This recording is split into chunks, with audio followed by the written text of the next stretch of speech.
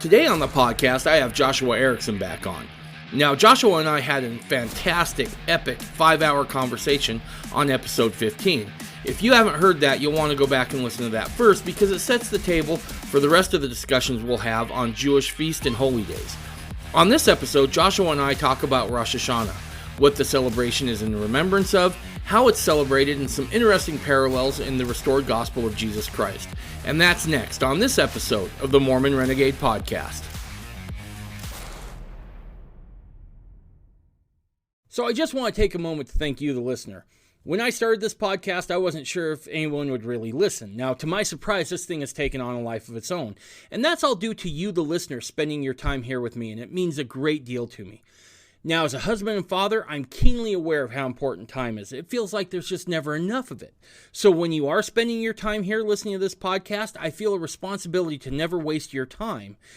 In that spirit, as this podcast has grown, I feel like I need to do you, the listener, justice. I want to continue to produce good content and upgrade the audio quality. That takes better equipment and better software, and that all takes money. Now, I've tried to advertise, but you'd be surprised. There's not a lot of people wanting to advertise on a Mormon Fundamentalist podcast. I know, surprising, right?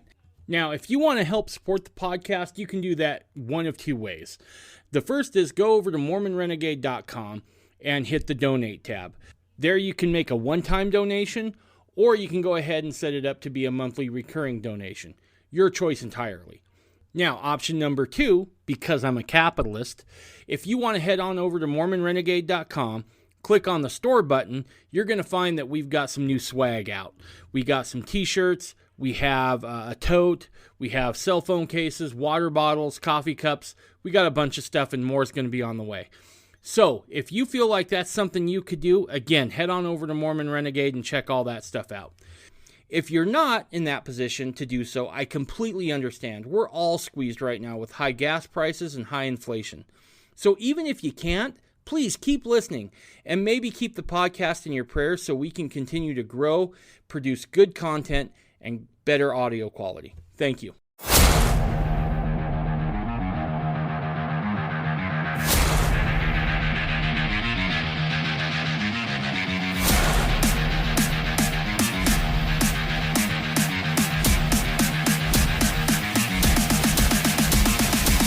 You're listening to the Mormon Renegade Podcast.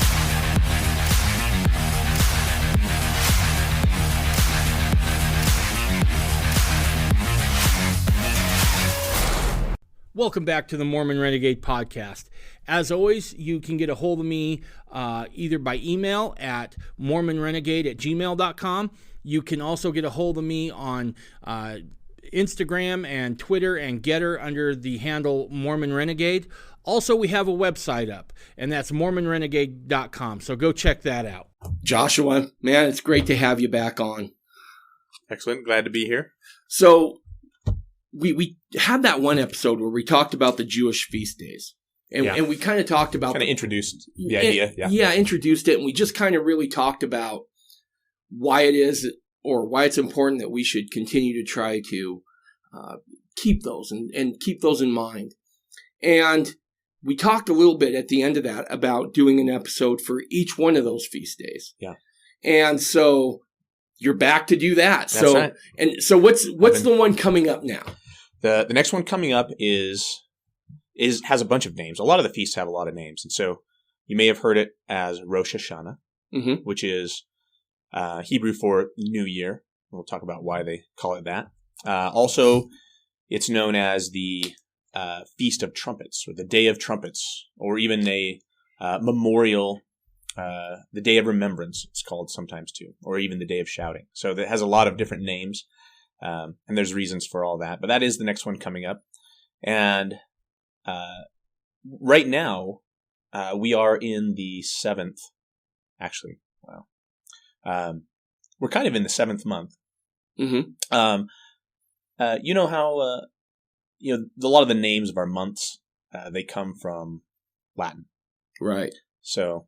Well, our calendar is the Gregorian calendar, right? Meaning the Gregorian months, if I'm not mistaken. That's right. Yeah. And so our calendar is a lot different than the Jewish calendar, right? Yeah, it is. And especially now. But it didn't used to be as different as it is now. So let me explain. So which month is September? Like which number? It's the 9th month according to the Gregorian calendar. According to the Gregorian, yeah. But do you know what the word sept or septem means? Mm-mm. It means, well, I'm going to say the next one. How about the next month is Octo, and the next month is Novo, and the next month is Decem. So they're numbers. They are numbers, yeah. Those are Latin numbers for sept is 7, oct is 8, Novo is 9, and Decem is 10. Okay. But in the Gregorian calendar, December is not the 10th month. It's now the 12th month. But it used to be the 10th month. Really? And September used to be the 7th month. And October used to be the 8th month. But not so anymore. It used to be that, in ancient days, March was the first month. March was when the New Year was. It was at the end of March, actually. These are pagan things, but like I said, they used to be much closer to the biblical calendar. So the New Year was celebrated towards the end of March, and usually they would like have this week-long New Year's celebration ending on the 1st of April. But at some point, like 16th century or something, and I don't know all the reasons for this necessarily, but they decided we're going to switch and start celebrating the New Year in January instead of in March. And, of course, there was some resistance to that. So the official, the propaganda, I guess, I don't know, was to start, if people kind of persisted in celebrating the New Year at the end of March and beginning of April, they started calling them fools, April Fools. Huh. And so that is where that came from. But anyway, the Feast of Trumpets, or Rosh HaShanah, is the beginning of the 7th month, 7th biblical month, and it usually falls in September, which used to be the 7th,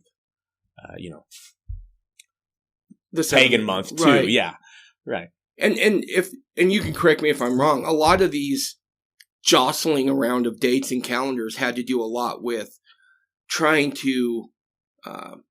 The Church of Rome just trying to incorporate a lot of that pagan influence, right? Oh, absolutely. Yeah. I mean, I know January. I mean, January is named after the Roman god Janus, right? Who has two faces, one looking forward, one looking backward, and so this is like having New Year's and New Year's resolutions. These are ancient traditions that go back to this, this God, so we look back over the past year and look forward to the next one, and we make resolutions and take stock, and those are all good things, but there is, the calendar's been messed with a whole bunch, by, different emperors trying to carve out a piece of the calendar for themselves, like with July and August, and people, trying to give their particular gods, preeminence over the other gods, things Sure. like that. Sure. So there's a long history of all that, but the calendar is ancient. In fact, the calendar predates humans being on the earth anyway, because it goes all the way back to the creation. So if you go back to Genesis, chapter 1, which I have right here. What Bible is that you're reading out of there? You know what? I have here a comparative study Bible, and it has, in parallel, the King James Bible, the Amplified Bible, the New American Standard, and the New International Version. I had a buddy back east when I was living back there who had a Gutenberg Bible. That's awesome. The Gutenberg Bible was interesting because it put a heavy emphasis on getting rid of like kings, right? Every king that was talked about. That was, I think sometimes people forget that the Bible in and of itself is really a book of revolution in a lot of ways, right? And people forget that we kind of tend to paint it in pastel colors, but that book was, the Gutenberg Bible was, there was a reason the kings hated those Bibles. There was a lot of blood spilt over that. Yep, Yeah. absolutely. No, I know, I think it was King James. I believe it was King James. I think he requested the translators to kind of leave out, or at least kind of smooth over those parts in Exodus when the midwives disobeyed the Pharaoh, but the translators just left it in anyway, much to his chagrin. But, the Bible's not. I mean, the scriptures in general aren't super friendly to absolute monarchs, because it reminds everybody that there's someone even above the king. Yeah, and even if you look at the New Testament, right? Yeah. Again, we tend to paint Jesus in very pastel colors, right? This is the King of Peace. Yeah. This is the the healer. But if you look at what he's talking about, that is nonviolent protest. That is nonviolent obstructionist protest, right? And it was Gandhi who I think had said, if we just copy what's in the Bible, we'll win. But we have to do it nonviolently like Jesus did it, right? Keep in mind, Jesus wasn't liked by any of the power structures, right? Certainly not. He wasn't liked by the Roman government. He wasn't liked by the religious authority of his day. So everywhere in the Bible, it really is, this book of individualism, right? This is God working with people and families. This is not, and even though there's a national covenant, it's got to start with the individual. It's actually an amazing balance, isn't it? It is. Because it is the words in the scriptures, the plan of salvation, as it were, is concerned with every level of organization. Yep. From the individual to the family to the nation. And it's a very holistic approach. Yeah. Yep. Whereas, governments, go back and forth between, tyranny and anarchy, where it's just totally individualistic and, can become hedonistic. And then on the other extreme, we have totalitarianism and the control, and the truth is actually somewhere in the middle, isn't it? Yeah. Jefferson had a great quote that scares me to death, by the way. Still, I read it decades ago, but it still scares me. And he said, unlike people, governments and countries don't get an afterlife. Right. So judgment has to fall on the government in its lifetime. Yeah. And then he said something that just scared me. He said, when I stopped to consider certain issues, and he was talking about slavery in his day, he said, when I stopped to think that God is just, I tremble for my country. And you look at some things like abortion, right? And if that's a human life in utero, which I firmly believe it is. Yeah, amen. We have made the Nazis look like rookies. Yeah. Right? And I think we've surpassed them quite a while ago. And don't get me wrong, I'm super happy that the Supreme Court went ahead and said, hey, we're going to return this power back to the states. Yeah. It's a step in the right direction. It's a step in the right direction. And as I prayed about it and tried to figure out what it all meant, I think this may be God starting to sort things out, right? Like, it's sifting, right? It is a sifting, right? Because if you live in a state where those states have said, we're going to continue to fund abortion with public dollars. And you're like, yeah, I support that. And you decide you want to stay. Well, now that's a different conversation, because now you have a choice. You have a choice. Exactly. And so pro-choice. Yeah, exactly. Exactly. Yeah. So I don't think that debate's over, and I think we're just about to start seeing some sifting going on. Yeah. Dude, I'm sorry. That was a weird tangent we got on. No, I love that stuff. So, I find so many parallels, as we talked about last time, between the principles that founded this nation and the gospel. They are just intertwined. Oh, yeah. Again, the founders, the early pilgrims, they looked at America as a continuation of the story of Israel. That's right. We're going to get to the pilgrims later on. So, okay, so back to Genesis. Genesis, right in the beginning. Genesis chapter 1, verse 14. And God said, let there be lights in the firmament of the heaven to divide the day from the night, and let them be for signs, and for seasons, and for days, and for years. Okay, so there was the three lights, the sun, the moon, and the stars. And God said right at the beginning, even before man was placed in the garden, that this is going to be my calendar. These are going to be for days and for seasons and for years and for months and all those things. Now, in the King James and a lot of other Bibles, that word translated as seasons, the Hebrew is moed. That's season, or moedim. And perhaps a better, or a way to understand that word is an appointed time, or an appointed day, or in other words, an appointment time. And God says, I'm gonna have this calendar, and I'm gonna put my appointments on the calendar. These are times when I'm gonna do things, and I'm going to. It's also gonna be times when I'm gonna meet with you. So I want to make an appointment with you, my people. And I'm going to give you a place and a time, put it on your calendar, mark it in, and plan on it. And these are going to be, we're going to talk about some of we did a little bit last time, some of the sacred things that God does. But this calendar began, like I said, way back then. Interesting, in the Doctrine and Covenants, this is section 121.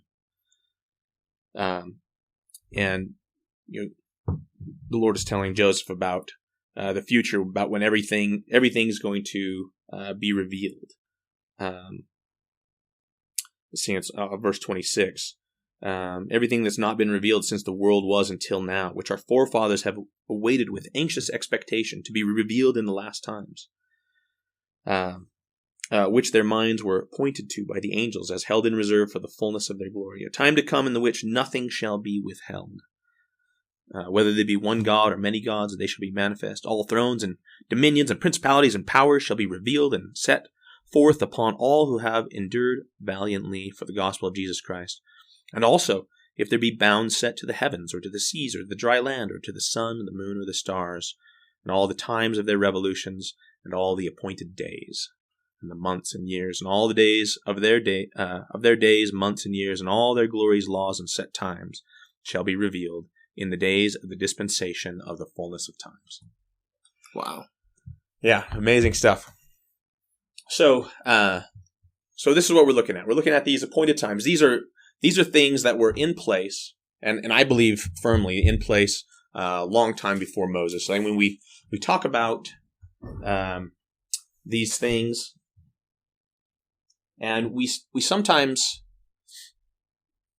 Christians will in order to be, I don't know if dismissive is the right word, but we can kind of set them aside by calling these things the Jewish feasts. Right. When in reality, the Jews are just one portion of Israel. Like it's more correct to call these Israelite feasts.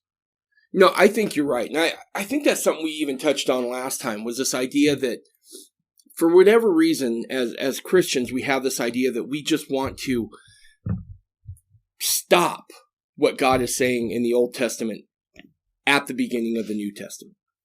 And if Joseph's mission was to restore the gospel, well, part of that's restoring everything, right?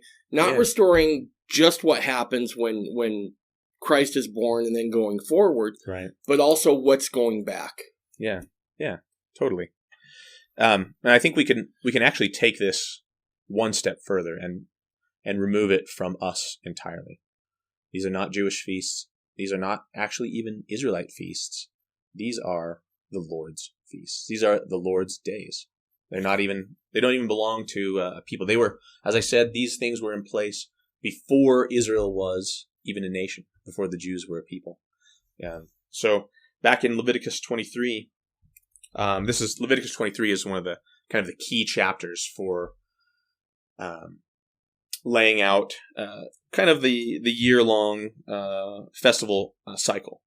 But right at the beginning, this is verse 4.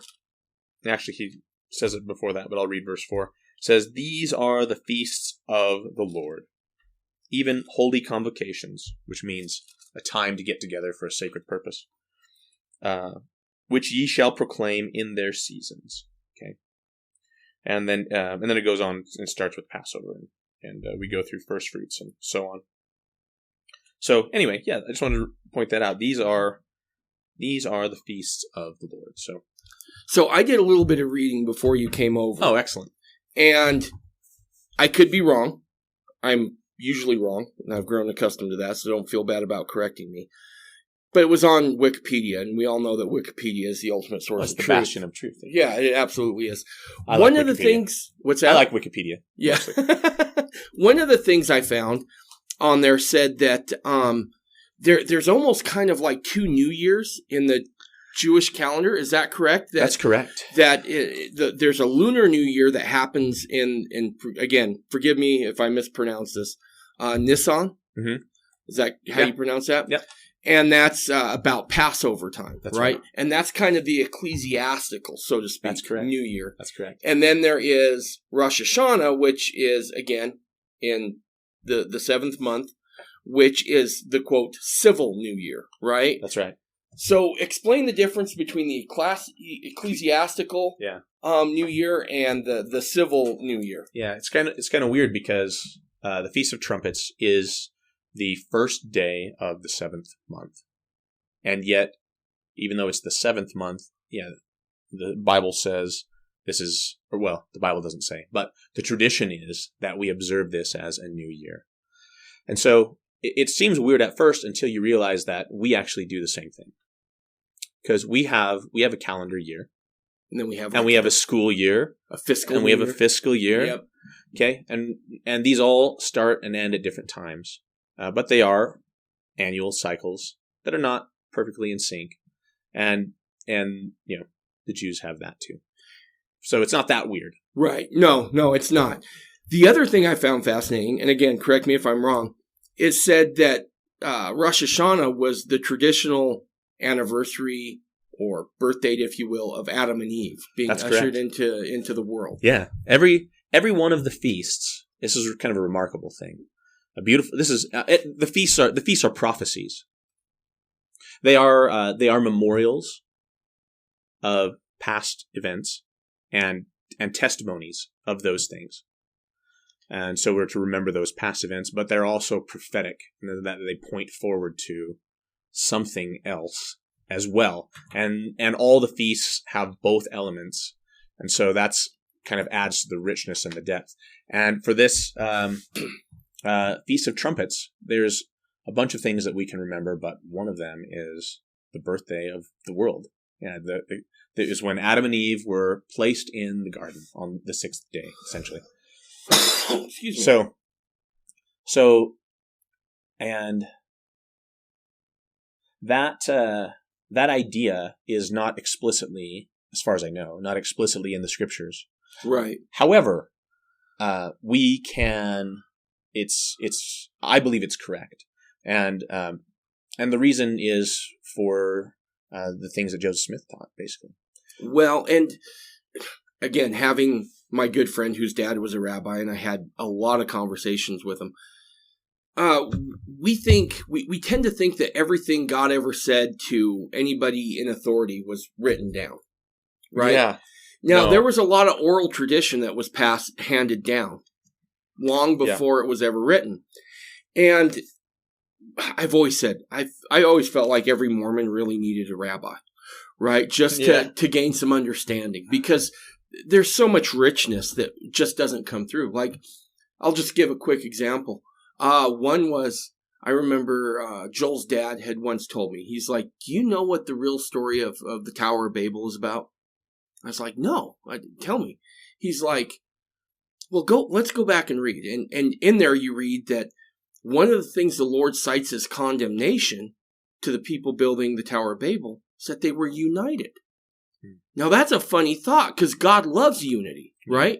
When you get down to the definition of Zion, what is it? It's a people of one heart and one mind. Yeah, all that. Right? Well, then why was he so upset at these people who were of one heart and one mind, who were building a tower? And you can get into the pride stuff and all that other thing, but I remember he said, it's the first time mankind ever tried a communist system, and God wasn't happy with it. Interesting. And so, yeah, there's a richness there, right? Now, obviously, Karl Marx hadn't been born back then, but it was the same system, essentially. And that was what he was saying, is he's like, they were trying to be the same. So, interesting. Yeah. Wow, I like that. Yeah, there's a lot of depth. I mean, the scriptures are bottomless. Yep. The depth and the layers of meaning under everything.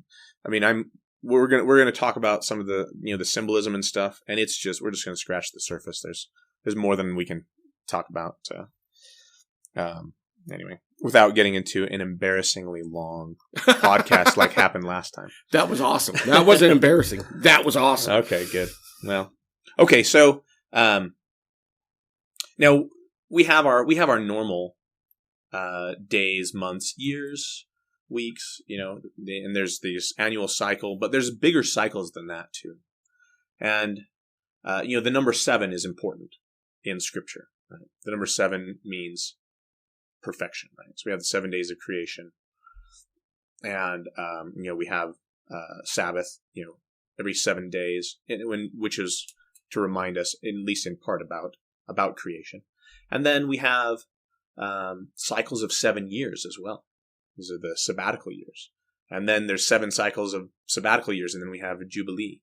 And so we just get these larger and larger cycles. And, Joseph Smith taught, and this is an ancient teaching as well. This is, it's in apocryphal things. But Joseph Smith taught that the earth as we know it, the world, I should say, the world is going to have 7,000 years of its, quote, temporal existence. Right? And the 7th of that is going to be the millennium. Right? So each of those millennial days, so to speak, 1,000-year days, those have a beginning.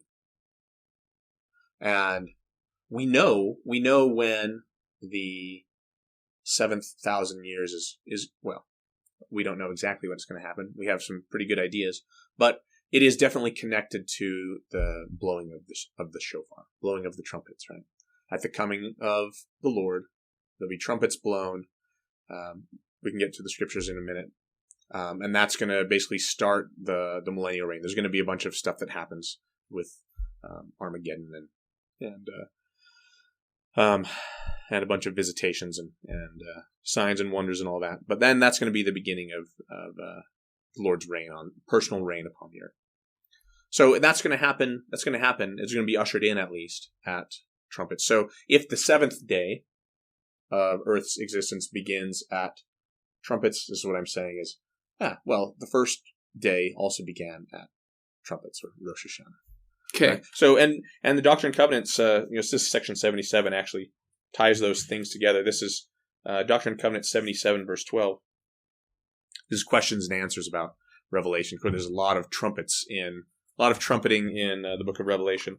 But question verse 12, what are we to understand by the sounding of the trumpets mentioned in the 8th chapter of Revelation? Answer, we are to understand that as God made the world in 6 days, and on the 7th day he finished his work and sanctified it, and also formed man out of the dust of the earth, even so, in the beginning of the 7,000 years, will the Lord God sanctify the earth and complete the salvation of man and judge all things, and shall redeem all things except that which he hath not put under his power. And we can go on, but he ties together right there the creation, the beginning of creation, so the beginning of the first 1,000 years and the beginning of the 7,000 years. Those are the same thing. And it's interesting, he actually ties in judgment there too.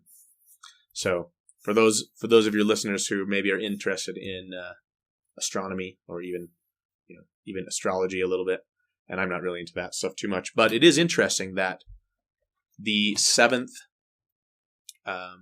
sign of the zodiac, which is what is in September, the 7th month, the 7th zodiac is Libra. Libra is the scales, right? We're talking about judgment and justice.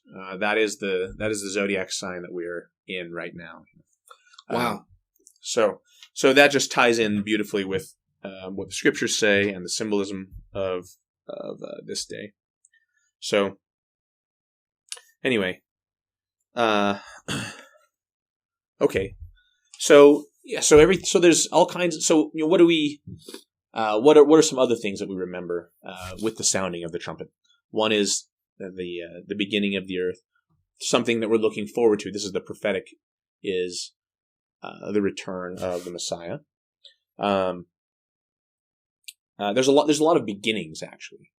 So even though it's the 7th month, there's a lot of beginnings. So like King David and a lot of kings are coronated on, on Rosh HaShanah. David and Solomon and some of other, Israel's other kings were, coronated then. We have the beginning of the redemption of Israel. So in ancient Israel. So of course we know when was ancient Israelites freed? Like what holiday was it? Passover, of course. But that's when their redemption was complete. Their redemption actually began before that.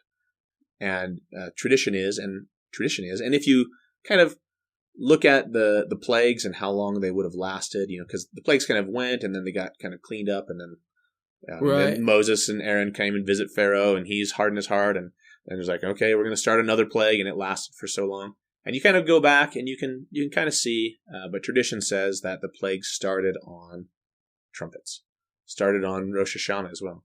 So that was the beginning of their salvation, and then it was completed at Passover, basically. Wow. Right? So that was, so that's interesting. And another big one that's kind of important for Latter-day Saints is, and this is again a new beginning, is that the Book of Mormon was, the gold plates, right, were received on the day of trumpets on Rosh HaShanah. And what's new about that? Obviously, it's a new world, a new continent, right? A new record, a new dispensation, a new revelation. All these new things, and not only was did Joseph receive the plates out of the ground on that day, but the visits from the angel Moroni were also, he had been visiting with him for 4 years, and he'd been coming on Rosh HaShanah as well. And it's nuts because there is nothing in history, in the historical record, that suggests that Joseph would have known anything about that.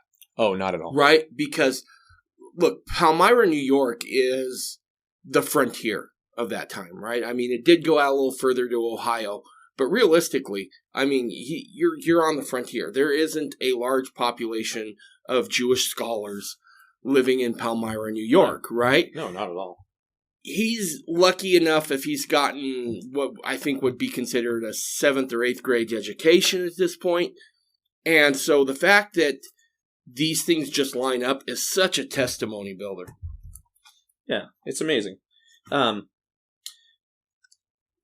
It's like, even if man is not aware of God's calendar, he's still using it. Yeah. He's still using his calendar. He has appointments on there, and he's going to keep his appointments. Yep. Day after day, time after time, regardless. So, I want to go to Colossians here. Let's see. Okay. Now this is going to be one of those eye exams like we had last time. Okay. whether we read the scriptures with Greek eyes or Hebrew eyes.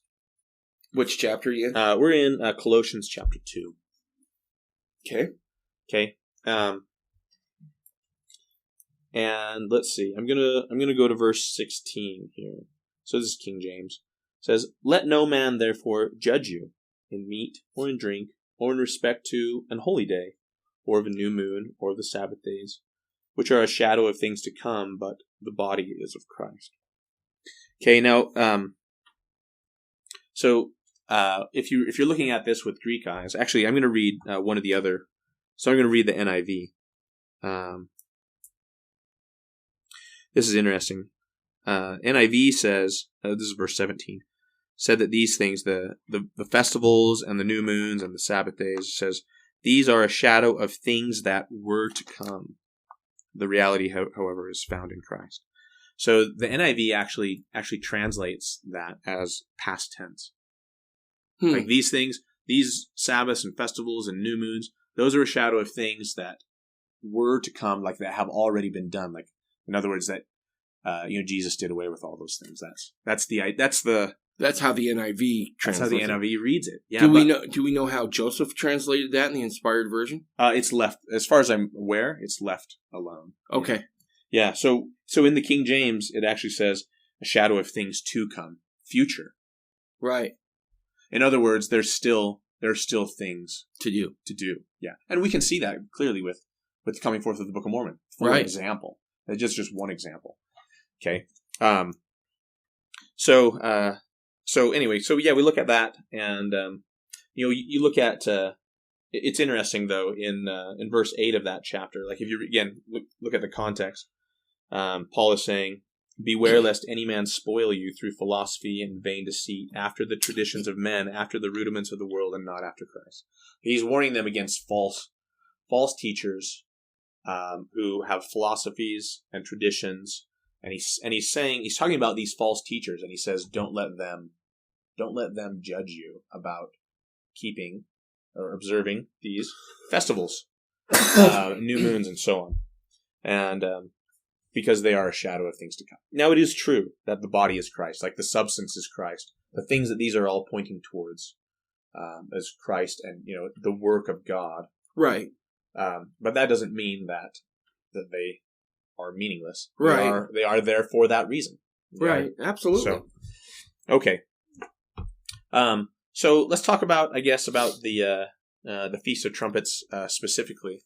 We've kind of already mentioned some things, but the instructions given in the scriptures are pretty clear, right? I mean, they are clear, but they're also fairly sparse, actually. Really? Yeah, there's not a lot that says that it's a day to remember and a day to blow the trumpets. And then there's some sacrifices that are offered, and we don't. That's not something that we're really concerned with at this point. But I have here some different shofars, and shofar is the Hebrew word for trumpet. Now, actually, in the scriptures, there's two kinds of trumpets. There's one that is the shofar, and this is the one that's most commonly mentioned, and this is the hollowed out animal horn. Yeah. Now, was there different kind of animals that would be considered appropriate to use on certain holidays? No. Well, I'll get to that in just a second. The other kind of trumpet is these metallic silver trumpets. Okay. And they look very much like the trumpet that Moroni is holding on the temples. Okay. So, which is actually, I was going to mention, this is another interesting thing that we put a trumpet in Moroni's hand when we draw, when we make sculptures or drawings of him as an angel. We put a trumpet in his hand, and here he is coming on the Feast of Trumpets to tutor Joseph and prepare him to receive the plates also on the Feast of Trumpets. So, okay, so back to the animal horns. Basically, it just needs to be the horn of any clean animal. Okay. And the horns on sheep, antelope, goats, and I think even cows. Now the rabbis do not like cow horns. They say we'll have the horns of any other clean animal except for cows, because the Jews as a matter of national repentance, basically say we are not going to use anything related to a cow for our worship because of that embarrassing incident with the golden calf at the base of Mount Sinai. So, it just goes back. Sorry, side note. There's one thing I love about the Jewish people. They don't forget. Mm-hmm. Right? I mean, that stuff is there forever. Yeah. And sometimes I think we as Americans or, Christians or however you want to put it, we could really benefit from that example. Yeah, no, I don't. I think that's fine, and that to have that as a tradition. I think that is going to be. They're going to have to make an exception to that at some point, right? Because they need to sacrifice the red heifer, so right? That they can cleanse the priests and build the temple when it's time, in Jerusalem. But anyway, I do have so I'll tell you the different horns I have. I have just ram's horn here, and it's curved. I have also this long, straight black one. This is from an animal called an oryx. Okay. And I have this long, kind of corkscrew-shaped one. This is from a kudu. Okay. So this is a kudu buck. And then I also have a Texas Longhorn. Nice. So, and I purchased the other three. You can find them online, and these all came from Israel actually, which is kind of cool. This Texas Longhorn came from Erda, Utah. Really? And there's a guy there who's got a little ranch, and he said he had Texas Longhorn skulls for sale, so we bought it, and just to have the experience of making our own shofar. So how'd you hollow it out? So good question. I wish I would have brought the other one. There was two horns, obviously. So this one we made into a shofar, and the other one is not yet into a shofar. So I actually cut this off of the skull, and the hollow part of the horn is actually filled with bone. Right. There's like an extension of their skull. Yep. That goes not all the way down though. So the extension goes to about here, and this horn was actually maybe 6 or 8 inches longer. Right now it's, I don't know, how long would you say that is? I would guess that would be about 2 feet. 2 feet, maybe 2.5, more, 3. 2.5 feet. 2.5 feet. So there was another good 6 to 8 inches more on the pointy end that was just solid horn. Okay, but the bone doesn't go quite all the way. So what you do is, now the bone is connected to the horn, right? With connective tissue, and so, but the bone is also hollow. Like when I cut this off, it was just like honeycomb. Right. There's like all these, osseous struts, but it's lightweight, so the animal can lift up its head and hold it upright. So basically, what I did is I held this upright. With the cut end upright. I have to try to describe it for people who are listening. I took pans of boiling water and poured it down into the horn. Okay. And then cooked the tissue. Okay. And softened it, and then the bone actually just slid out and just twisted, came right out. And then I took, once the bone was out, I took a wire, just like a stiff wire, like a coat hanger, and stuck it down to find out kind of where the hollow portion ended. Oh, okay. And then put that on the outside and marked, an inch away from that or so. Cut off the excess on the tip and then drilled a hole, smoothed it out, and now I have a horn. So I don't have a problem with cow horns, and in fact, I'm an Ephraimite. And, right. And in the scriptures, Ephraimites are like a bull with the 2 horns. Yep. Right? So this is my Ephraimite shofar. Nice. So I'm going to blow these. Really? Yeah, you got a question. Can I take a picture of these before you leave so I can just absolutely. put it on the website? Yeah, absolutely. So that way everyone at home, they can kind of hear, they can kind of see what these are. Now Joshua's going to blow these real quick. Okay, so the traditional way to blow them is actually from the side of your mouth. Okay. Rather than in the middle. Although you can blow them in the middle too. But I've never been trained to play the trumpet. My wife, Charlotte, is a trumpeter, and she can play these better than I can. So I'll stick it in the corner of my mouth. This first one is the Texas Longhorn. This is the Texas Longhorn. Yep.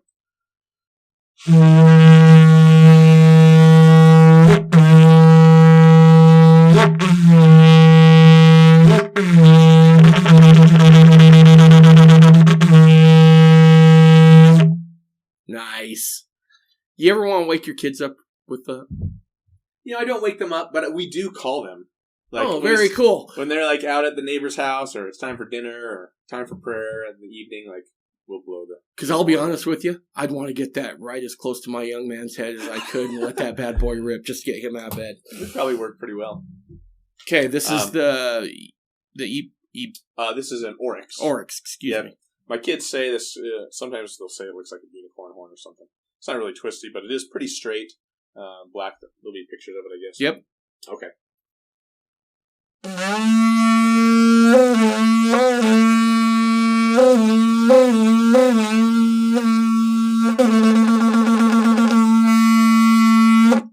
That's awesome. Okay. All right, I'll do the ram's horn next. Turn this horn so it faces towards the microphone.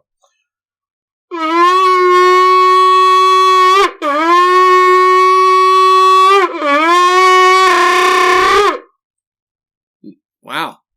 Okay. That one was kind of cool. All right. And then we've got the kudu, and this is actually our favorite, my family's favorite horn. Really? It makes, and I can't really do it, but my wife, she can get 6 notes out of this. So I'm just going to play one. But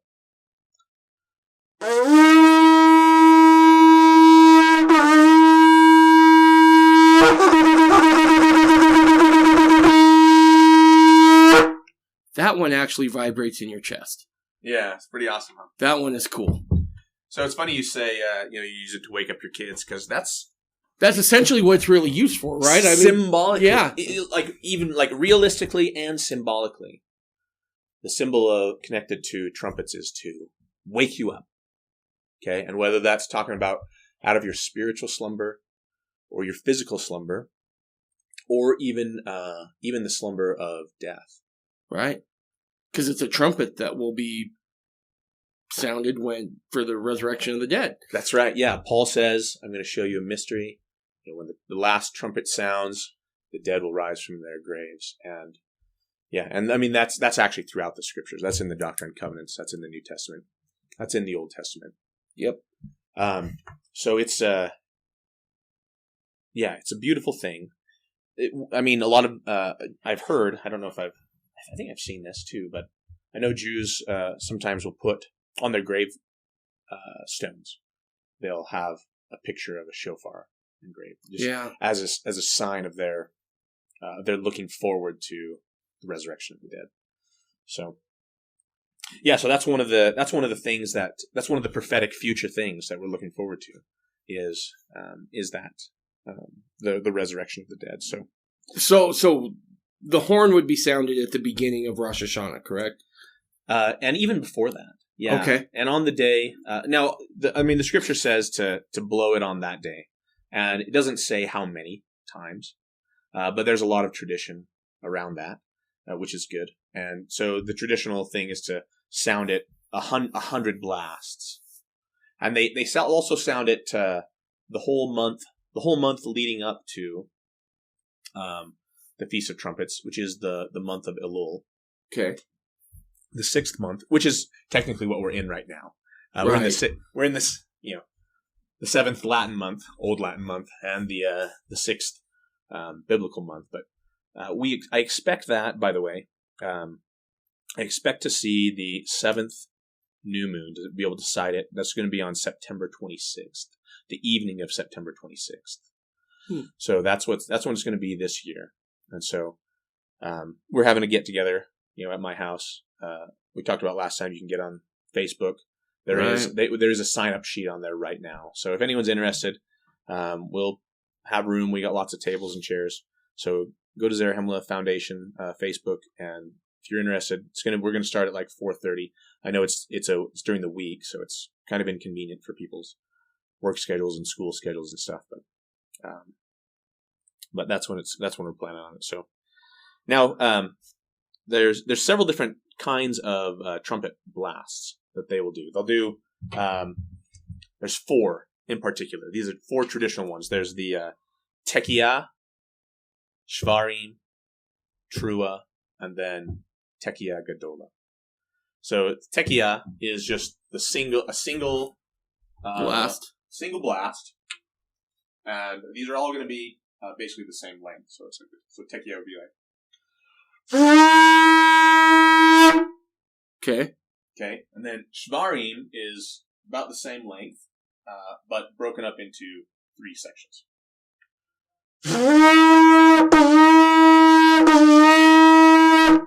Okay. So a little shorter, and then the Trua is like broken up into 9 or even more, like really short blasts. So like this.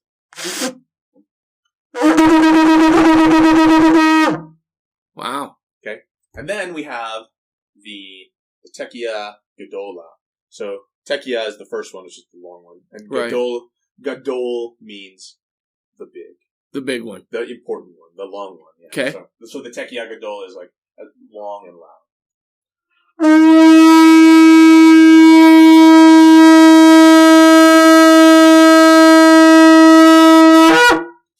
That's awesome. Okay.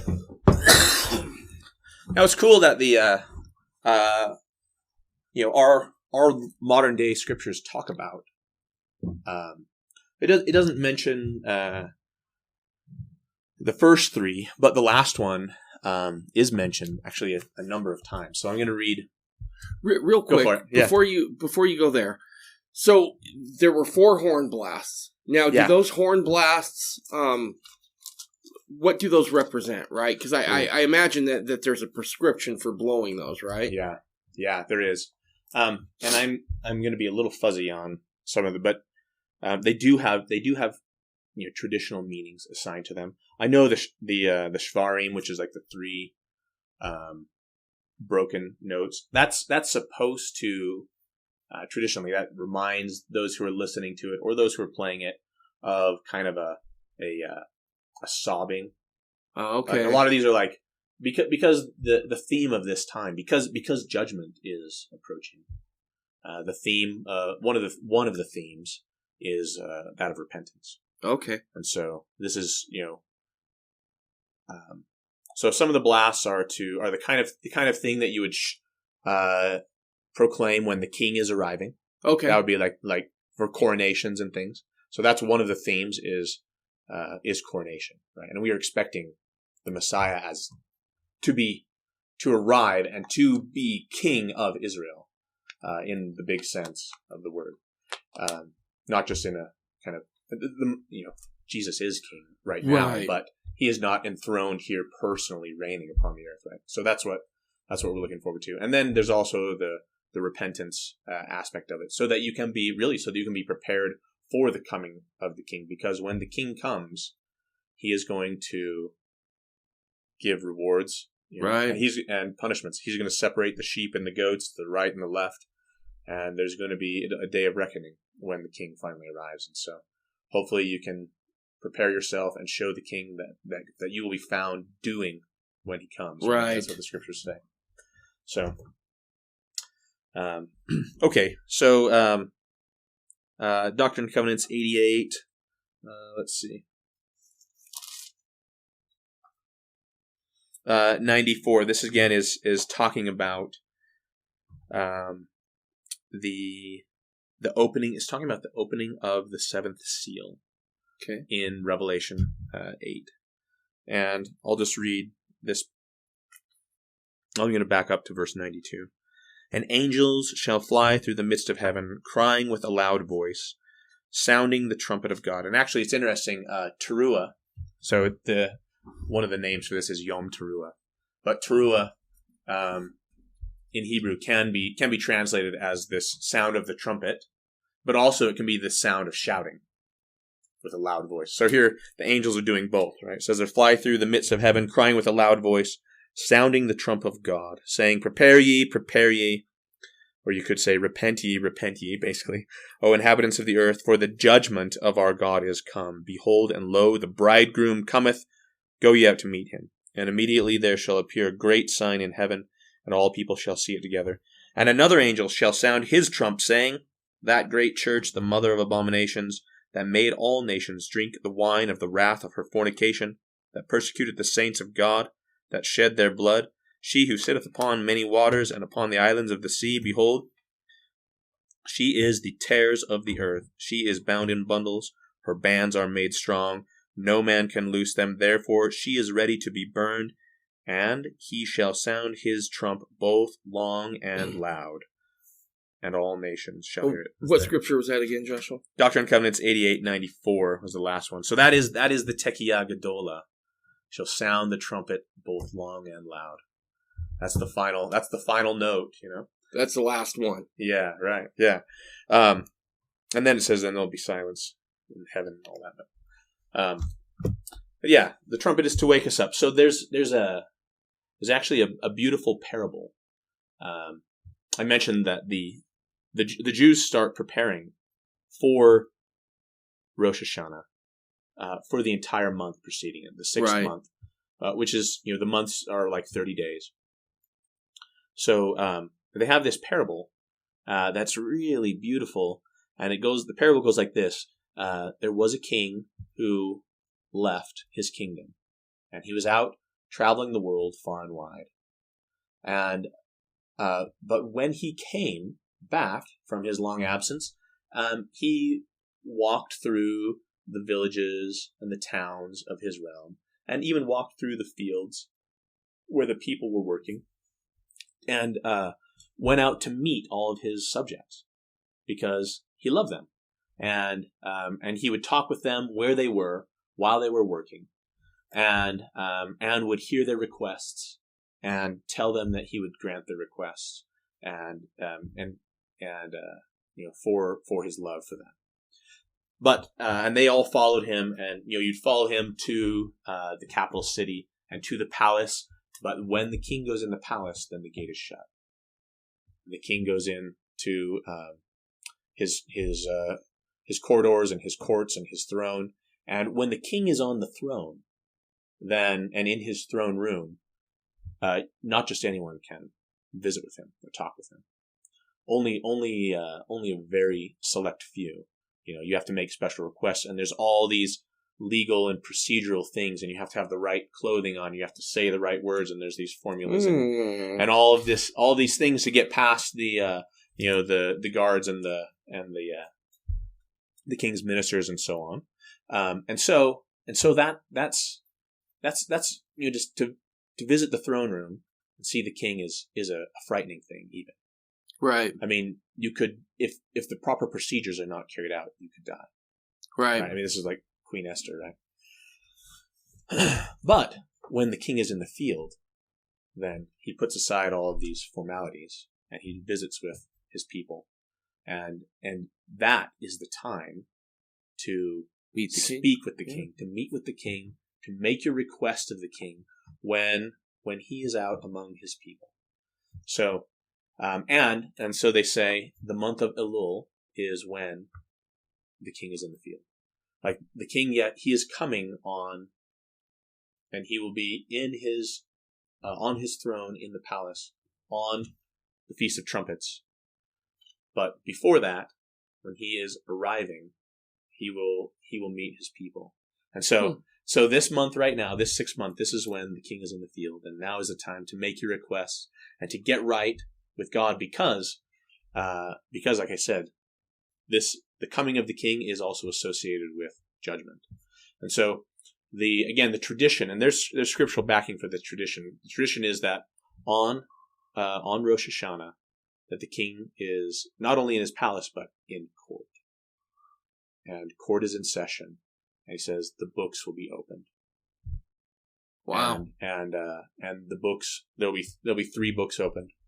There'll be the book of life and the book of death, and then there'll be like an intermediate book, and everyone's name will be gone through, and there will be an adversary who will be accusing, and there will be an advocate who's speaking for, and then the king will decide whether to take your name out of the book of life and put it in the book of death, or vice versa, or maybe you're in the intermediate case, and the tradition is that the books are opened on Yom Teruah, and they're open, and then the king is in court for 10 days until Yom Kippur, which is the Day of Atonement, and that is when the judgment is made final. The books are closed and sealed, and so you want to make sure that you talk to the king and get yourself right before your fate is sealed, basically.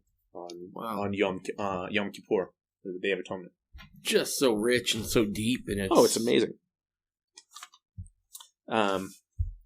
So this idea of the Book of Life. I mean, you've heard of that before, no doubt. Yep, right? Absolutely. So, the first mention of this is in the book of Exodus. Okay, this is Exodus 32.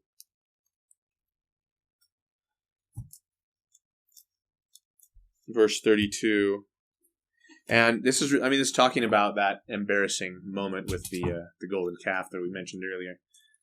And Moses goes up to the mountain to intercede, right, for Israel.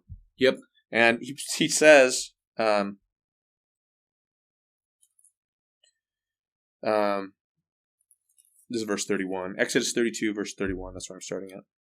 Moses returned unto Jehovah and said, "Oh, this people have sinned a great sin and have made them gods of gold. Yet now, if thou wilt forgive their sin, and if not, blot me, I pray thee, out of thy book which thou hast written." And the Lord said unto Moses, "Whoever has sinned against me, him will I blot out of my book. Therefore go now and lead the people into the place which I have spoken." But so I mean, the people got punished, but ultimately they were forgiven.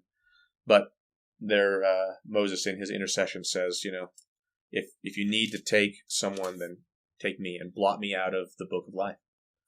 It's so interesting. I recently got done doing a really deep dive into the 5 books of Moses, and my scriptures are just colored because I find it so fascinating. But one of the things that surprises me is from the time Moses starts really leading the people out of Egypt, right? Moses intercedes so often on their behalf, right? Where he's like, no, go easy on them, right? And you often think of Moses because of Charlton Heston, right? And the Ten Commandments says the lawgiver, which he was.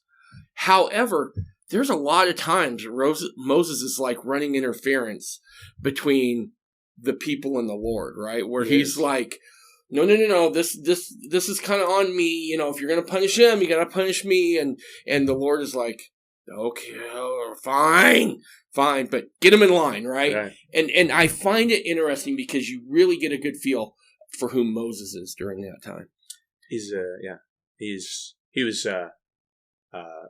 was the right man for the job. Yeah, he was patient. Super patient. Yeah, meek above all men. I think that's what the scriptures say that somewhere. Moses was the most meek. Yeah. Patient. There's actually an interesting Jewish tradition I heard not too long ago, but I think is worth repeating. Like I loved it when I heard it. Of course, Moses was disqualified from entering the Promised Land. Mm-hmm. Yeah. Do you remember the episode that that disqualified him? I don't. It was the second time that God was going to provide water from a rock, and he told Moses, "Speak to the rock, and water will come out." But Moses, the people are all complaining, of course, but rather than speak to the rock, Moses doesn't follow the instructions and actually smites the rock, right? Yep. To get it to obey, so to speak.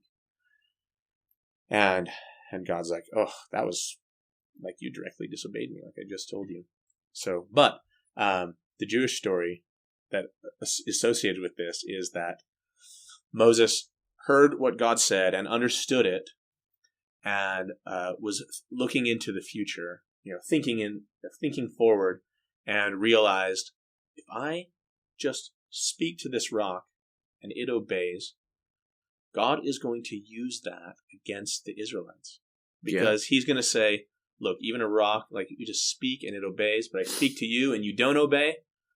And so Moses says, "I'm actually going to hit the rock so that it's more, so that God can't, use it as an insult to the Israelites later on." Right. And I know that I'm going to be disqualified from entering the Promised Land, and I will have to stay out here. But there's millions of my fellow Israelites who are also not going to make it back into the Promised Land, who are going to be buried out here in the wilderness. And so I want to, when the time comes for the resurrection, I want to be in the wilderness too, and gather up all those people who didn't make it and bring them in, so that I can actually bring everyone in. So right. This is get emotional just talking about it. But it's exactly what, I don't know if that's, it's just a tradition, but it's perfectly in keeping with Moses's character that's described, right? I think a lot of times when you're dealing with the oral history like that, and even the Apocrypha to a large degree, there's just sometimes that old saying, the truth has a certain ring to it, right? Yeah. And I think sometimes you got to let the Spirit work when you're diving into some of that. And as you read what he's like in the scriptures, he's very much the kind of a proto Jesus, right? I mean, he is absolutely. The types and shadows. He's the type and shadow of what's to come. And even though he's the lawgiver, you still get glimpses of Moses' love for that people.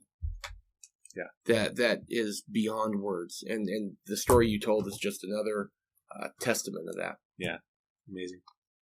So, how do we celebrate? How do we celebrate this? A lot of this is tradition, but it's, like I said, it's beautiful tradition. Traditions are necessary because the scriptures don't fill out everything, and hopefully I made it clear last time. I don't have a problem with traditions per se, only when traditions kind of supersede or contradict commandments, then that's when it becomes a problem. But anyway, so we usually have one thing is blowing the shofar, okay? And we think of all the things that are associated with that. The raising of the dead, the coming of the Lord. We think about actually the very first time the shofar is mentioned is at Mount Sinai. Very first time the shofar is mentioned, it says God comes down, the mountain's like on fire. All this smoke and lightning and thunder, and the people also, it says, they hear the blast of the shofar getting louder and louder, and it's very fearful, but that's the beginning. So there's actually two times, interestingly, when God himself blows the shofar. And one has already happened, and that was at Mount Sinai. And the second is going to be at the coming of the Lord. And that's in, maybe I'll read that first, if that's all right. Yeah. Okay. God will blow the shofar. And actually, this actually ties into the binding of Isaac, too, which is another one of the big themes. Now, from all historical accounts and the symbolism too, we're pretty sure that actually happened at Passover.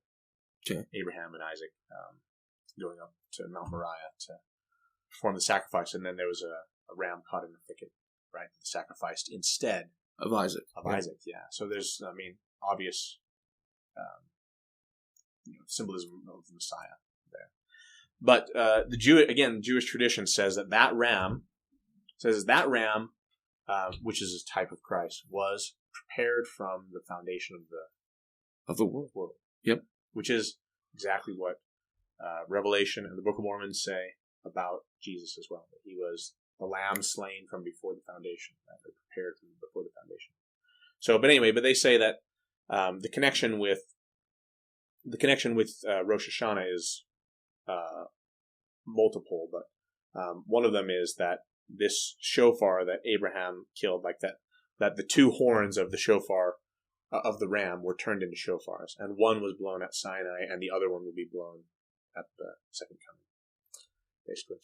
So it's just so amazing just to see the parallels and the consistency. Yeah, it's amazing. At which it just starts in the beginning and just continues to go. The Lord does not miss a beat. And that's something I think we should take away as Mormons or Christians or Jews or whatever it is, right? Anybody who worships the God of Abraham, Isaac, and Jacob, is that he's consistent, right? 100%. He is consistent. There's a love and a concern there. We just need to do our part. Yeah. And even when we don't, just get back on the trail, man. Get back on the path. Right. And it's comforting, and it just fills me with a gratitude to my God that he is the way he is. Amazing. Okay, I'm going to read, this is in 1 Thessalonians chapter 4, and we've all probably heard this before, but let's see. I'm going to. Let's see, verse 16. For the Lord himself shall descend from heaven with a shout, and with the voice of the archangel, and with the trump of God, and the dead in Christ shall rise first. Then we which are alive and remain shall be caught up together with them in the clouds to meet the Lord in the air, and so shall we be ever with the Lord. Wherefore comfort one another with these words. So we've probably heard that before, but Paul wasn't. That actually wasn't. No doubt he had revelation about that, but that was not a new idea of the Lord coming from heaven with the shout and the sound of a trumpet. Like I said, the Jews have that in their traditions as well, and that's not only tradition; that's also scripture. So this is in Zechariah chapter 9.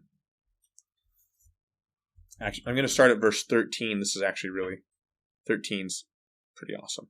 Okay, it says the Lord is basically describing himself as a warrior and what he's going to do to the nations, and he basically says that there's going to be a contest between the Israelites and which he calls the sons of Zion and the Greeks.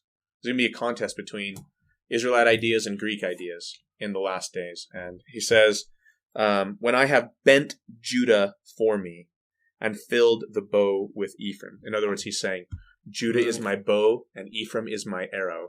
Right. And they are going to work together. And he says, and raised up thy sons, O Zion, against thy sons, O Greece, and I will make Zion as a sword of a mighty man. So, and then verse 14 says, and the Lord shall be seen over them, right? So in the clouds, and his arrow, that was Ephraim, shall go forth as the lightning, and the Lord God shall blow the trumpet, and shall go with the whirlwinds of the south.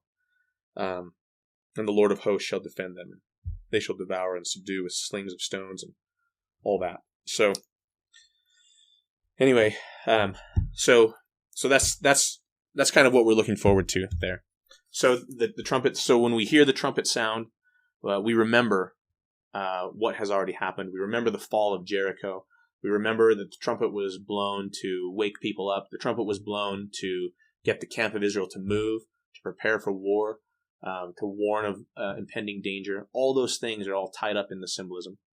And then there's also the future things which we've mentioned, the coming of the Lord and the resurrection. The Book of Mormon and all of the events of the unfolding of this dispensation are all tied up in that as well. And then also judgment. So now the other thing that we do, and this is tradition, is because it is the new year, and because we have been repenting, and hopefully we're looking forward to being in God's good graces, and we're looking forward to having a good year, a good new year. And so one of the things that is done is people eat fruit and honey. Apples and honey, right? Specifically, apples or quince and honey is another one. Apples and honey is more common, but it's interesting when Lehi and his party they've been wandering through the wilderness for 8 years, and they arrive at the land bountiful, and they are rejoicing and stuff, and they're ready to make getting ready to make their journey. Of course, it takes them a while to build a boat and stuff, but Nephi describes the land of bountiful as having fruit and honey, right there, and so. This is at least reminiscent of Rosh HaShanah, symbolism and the joy that they felt there. So we have kind of a seder. So a meal. It's kind of like the Passover, but the symbolism is a little different. And basically, we'll have all these different foods that we eat: dates, carrots, leeks, spinach, cucumbers, pomegranates, and apples dipped in honey. And those things all represent these different blessings, And so I'll just read some of them. Let's see. So, and these are in Hebrew. These are basically puns, right?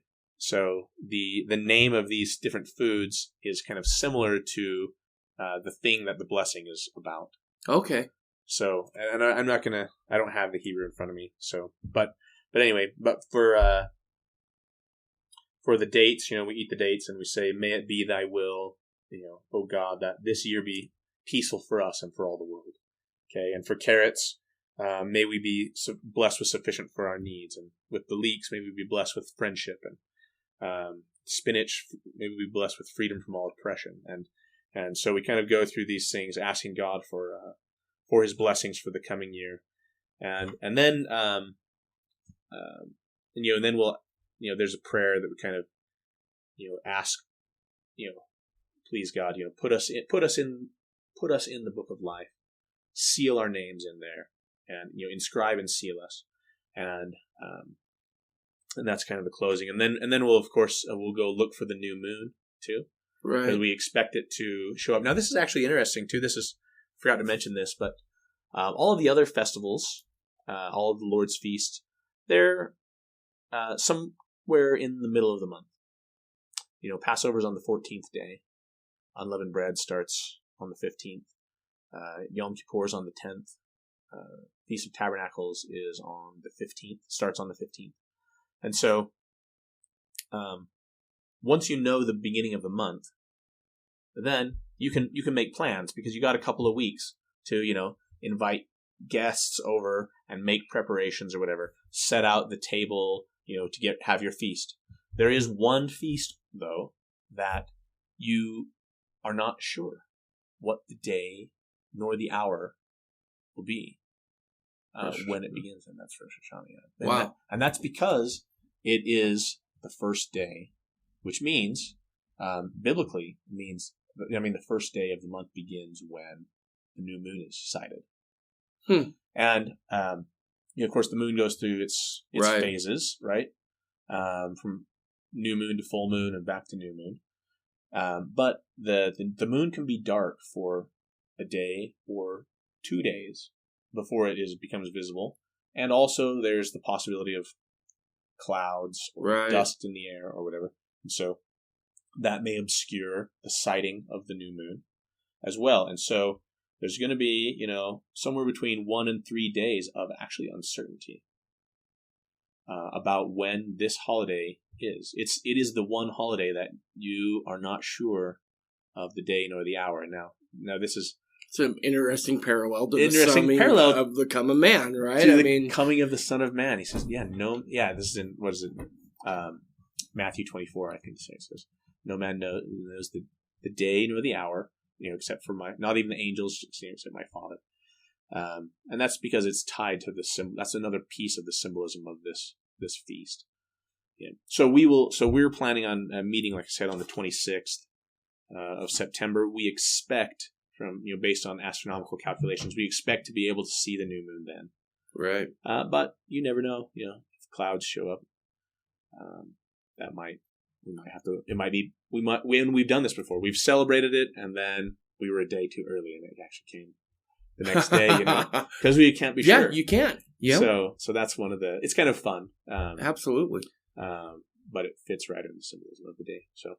And in some ways that would instill a sense of vigilance, right, around that time. Oh, and that certainly, is exactly and right. certainly in the last days, these days, we need to have that same sense of vigilance, of watching for the signs. Yeah, and anticipating, right? I would say anticipating. Yeah. And it's just so rich and deep in its symbolism. It's amazing. It is.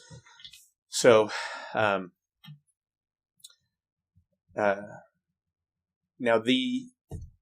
as I said, I was going to read one more verse, just talking about the books, the book of life and all of that. And then we'll move on to the next, the next holiday, but, Revelation chapter 20, verse 12. John's vision, right? Mm-hmm. And he says, I saw the dead, small and great, stand before God, and the books were opened. And another book was opened, which was the book of life. And the dead were judged out of those things which were written in the books according to their works. So it says books were opened, and the book of life was one, but it says other books too, plural. So So there is a book of death as well, and there's maybe an intermediate book, and who knows what other books will be. There will be a book that has probably your life's doings, and there will be a book that's the scriptures and say this is what the commandments were, and these were printed and written, and everyone knows. Right. So anyway, Wow. so that's the idea. So let me ask you a question here before we move on to the next holiday. Let's talk real quick about where someone could go to find how to celebrate the holiday, right? I mean, it's one thing to know that it's there, right? And maybe a couple of the customs, but is there a prescribed way of doing it? I mean, where do you go to find that? Yeah, there's lots of good books about the holidays from a Christian perspective. One, let's see. I mean, I have this one, and of course, I don't agree with all the things that are in any of the books that I've read. Sure. So don't take my endorsement as endorsement of everything. But this one's a really good one. This is from an LDS perspective. It's called "The Lord's Holy Days" by Lene Hadley Reed. So, okay. There's another one I have called "The Feasts of the Lord." There's a website called Hebrew for Christians that has a lot of good kind of Hebraic background for the feasts, and also presenting them, in light of Christian ideas about Jesus, Sure. and how these things point towards Him, as well as to things past, as well as to things that have yet to be fulfilled. So, those are probably some good resources. And then, of course, if you're in Utah, and you'd like to check out the Zarahemla Foundation's celebrations of these things, we'd love to have you. So is there anything with Rosh Hashanah that really, what is it that you take away from it every time you celebrate it?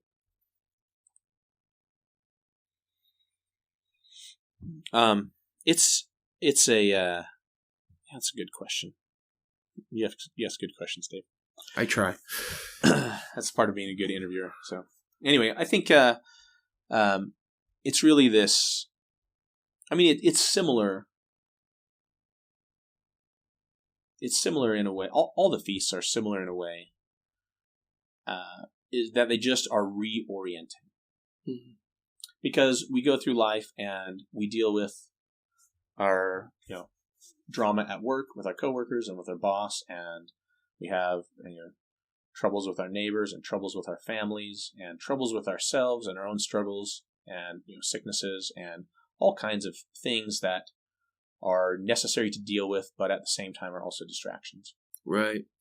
From where our focus should be. And so I love the feasts because they are a scheduled, steady reminder to reorient myself to God and His ways and His words, and to take stock of my life, make sure I have my priorities straight, and really it's cool because there's a lot of active pieces to celebrating the feasts. It's real easy to, and I'm not discounting this, okay, but it's real easy to go to church and to remember when we take the sacrament, someone else provides the bread and the water or the wine to us, and we just sit there and we take a little, it's the effort on our part is very minimal. And so, and as a consequence of that, it's also easy to let that slip our minds as soon as we leave that sacrament meeting, and we just are faced with the rest of our lives. But when you celebrate a feast, there is, like the Jews prepare for this for a month. And then there's all the preparations that go into this. You have to, anyone who's thrown a party knows that it's not just the day of. There's planning that goes on weeks before and preparations that go on days before. and hours of setup and cleanup the day of, and all of that is like I think a bigger reminder, at least for me. Maybe I'm just slow, but it takes up doing these feasts. It really does take up a significant portion of my life. It's not a spectator sport, right? Yeah, that's right. You've got to get in there and you've got to get her done. Yeah. And so, I mean, for weeks, the week before each of these feasts, like we start, just like we have a YouTube playlist. I'm fumbling over my words. We have YouTube playlists that deal with Feast of Trumpets or Yom Kippur or Passover. And, every once in a while we'll, for the week before, we'll just play this playlist, and there's all these songs. Some of them are silly. Some of them are serious. Some of them are like short little like lectures or speeches about symbolism. And, we'll just watch those as a family, or they'll just be on while we're doing our housework or whatever. So we're like getting into the spirit of these things for, at least a week. And that's, my kids look forward to that too. They're like, can we start the Yom Kippur playlist? I'm like, no, we're not. We're 2 weeks away still. Whatever. Right. So it's fun. It's fun, and the whole family gets involved. So that's fun too, because I mean, one of the most, and I've mentioned this before. I think because there is definitely these parts of the gospel. There is the Melchizedek stuff, and there is the Aaronic stuff, and I think there is definitely overlap. But in general, the Melchizedek stuff is dealing with spiritual aspects, and the Aaronic stuff is dealing with physical, temporal aspects. Right? I think the scriptures make right. Pretty Yep. But we sometimes forget, I think, about the physical stuff, about making. We think so much about making ourselves, with the Melchizedek emphasis on things, making ourselves holy, which is good, and making ourselves right with God and stuff. But the Aaronic side is to make the space we live in holy. Make our home holy, make our family holy, make our nation holy, there's this idea of holy space. And the Aaronic idea, and we're going right into Yom Kippur here, but the Aaronic idea is we make earth holy.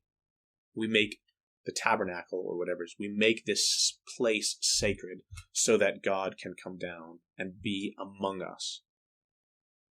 The Melchizedek idea is God makes us holy so that we are fit to rise up to his presence. The Aaronic idea is we make the earth holy so that he can come down and be with us. And really, and we need both, because we want heaven and earth to come together. Yes. I was just going to say that exact thing. And also, it's one of the things I loved about reading Joseph Smith was this idea that your humanity can be holy, right? You don't have smacks smacks the face of the traditional view of your fallen nature, and there's nothing you can do about it. The best you can do is throw yourself down and beg for mercy, which we all have to do to a certain extent anyway. But our bodies are unclean disgusting vessels, and right? And we want to shed those. Right, and so when Joseph begins talking about this idea of no, the body's something that you will carry with you, during resurrection and throughout your eternity. Yeah. Right? There's a harmonizing of that. And in some ways it very much harkens back to that idea that you were just expressing. What would you say to someone who's like hesitant about this? It maybe depends on the reason, because people have different reasons, I guess. I mean, one common objection, not objection, but hesitation, I guess, is that it's so new, right? People are just like, I don't I don't really know what to do. I'm not really, and it's uncomfortable, honestly, to do something that is new. That is new. Yeah, exactly. And that's true across the board. So, I just say everyone, you just have to remember everyone's new at everything at some point, right? It's not really, it is uncomfortable. And that's all I can say is, yep, you're right. You're right. It's going to be uncomfortable and you don't know what you're doing. But that's not a reason.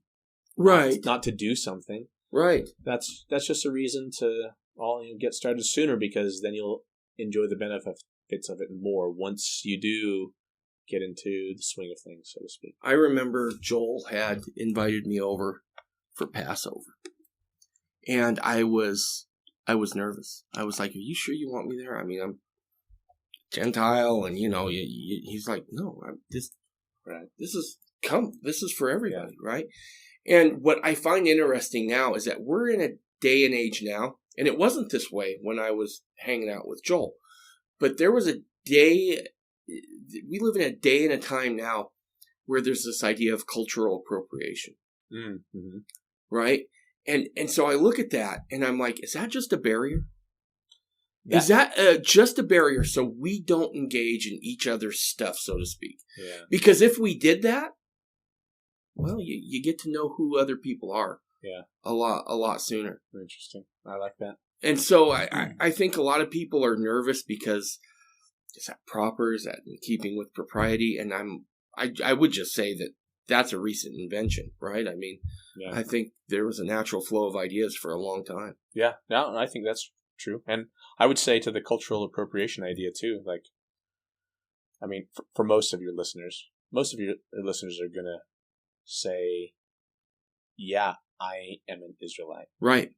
And so if you're an Israelite, then why don't you do Israelite things? Yep. If you are the children of Abraham, do the works of Abraham. Yeah, let's do it. Because God is, and it doesn't matter if you don't respect his calendar, God keeps his calendar anyway. Yeah. And all those feasts, yeah, they talk about, they commemorate things in the past. It's true. They commemorate things that have already happened in Jesus, but God is not done with his calendar.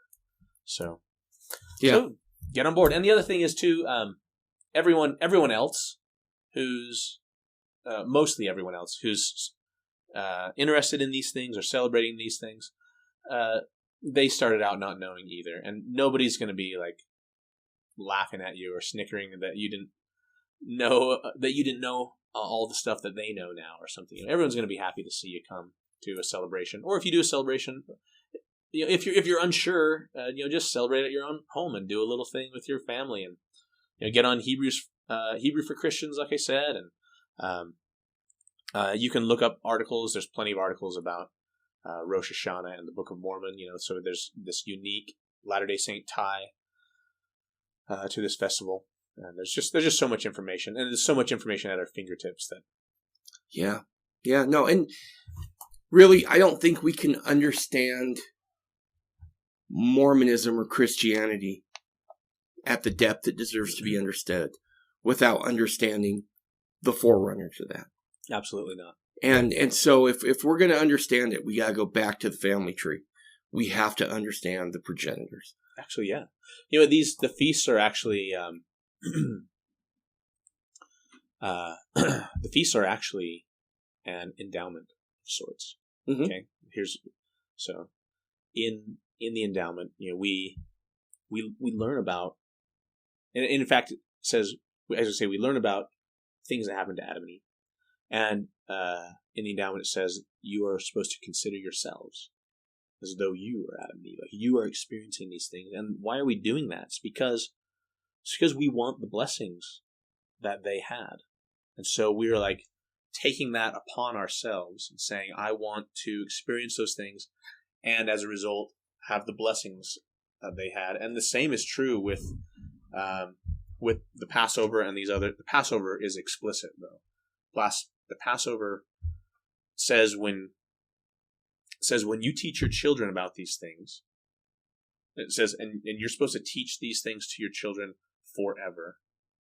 But forever throughout your generations and generations removed from the actual Exodus, still you are supposed to tell your children, these are the things that God did for me when I was a slave in Egypt.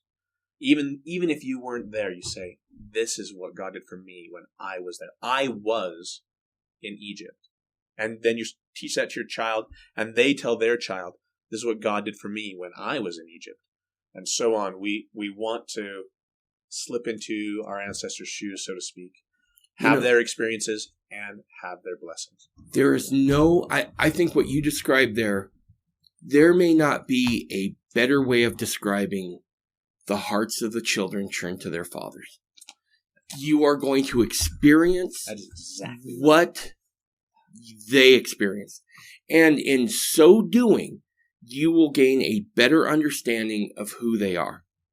Just like with the temple ceremony, ultimately we are turning our hearts back to the Father, right? And in these in these Jewish festivals, there is this idea of, just like you were saying, a type of endowment mechanism, if you will, where you are experiencing what they experienced. And that's the only way we can really have sympathy for somebody, right? Yeah. I mean, we can have a superficial sympathy. My wife's father passed last year, and my father passed when I was 13. And she said, until my dad passed, I couldn't understand, right? She said, I could see the pain, and I had sympathy for you, and I understood that was hurtful. Right. But she said, until I experienced it, then I didn't understand. I think just like the endowment, like these feast days, this gives us an opportunity for experience, to experience what it is they went through. And in doing that, we have a better understanding, not just of what they endured, but the miracles that they received. Yeah. And we can then turn and expect the same sort of behavior from God towards us. Yep. And transmit that to the next generation. Absolutely. Well, dude, that was awesome. Did we miss anything on... No, that's great. Okay, perfect. All right. Well, let's come back and let's talk about Feast of Tabernacles. So that's next, right? We'll do Yom Kippur is next, actually. Yom Kippur. Okay, sorry. See, I'm a novice. So, awesome. No, that's okay. Thanks, man. Bye, everybody. Okay, bye.